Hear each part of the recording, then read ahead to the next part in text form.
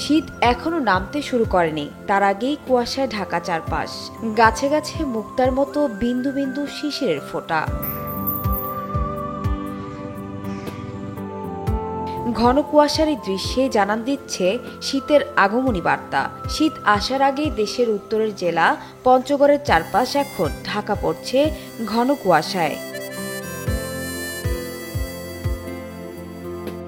দিনের বেলায় রোদ থাকলেও সন্ধ্যার পর থেকেই কুয়াশা নেমে আসছে চারপাশে, যা থাকছে পরদিন সকাল পর্যন্ত।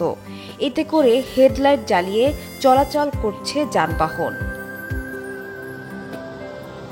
আসলে বর্ষাকাল যে চলে যাচ্ছে, এটা আজকে থেকে খুব ভালোভাবে বোঝা যাচ্ছে যে রাস্তায় প্রচুর কুয়াশা, গাড়ির হেডলাইট জ্বালিয়ে গাড়ি চালাইতে হচ্ছে।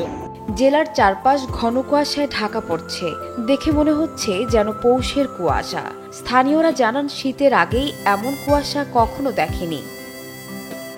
প্রচন্ড কুয়াশা, আমরা গাড়ি চালাই কিন্তু হেডলাইট জ্বালানো ছাড়া গাড়ি চালানো সম্ভব হইতেছে না। অনেকটুকু বেলা হয়ে গেছে, তারপরেও হেডলাইট ছাড়া গাড়ি চালানো সম্ভব না।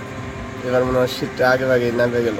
আজকে যে কুয়াশা পড়ছে, আমি প্রতিদিনই পাম্পে নাইট করি, তো এত কুয়াশা আমি কোনোদিন দেখি নাই যে আজকে এত কুয়াশা পড়ছে।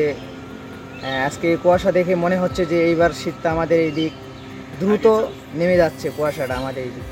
আবহাওয়া অফিস জানিয়েছে দিনের সর্বোচ্চ তাপমাত্রা থাকছে প্রায় 29 ডিগ্রি সেলসিয়াস, আর সর্বনিম্ন নেমে আসছে 20 ডিগ্রির কাছাকাছি।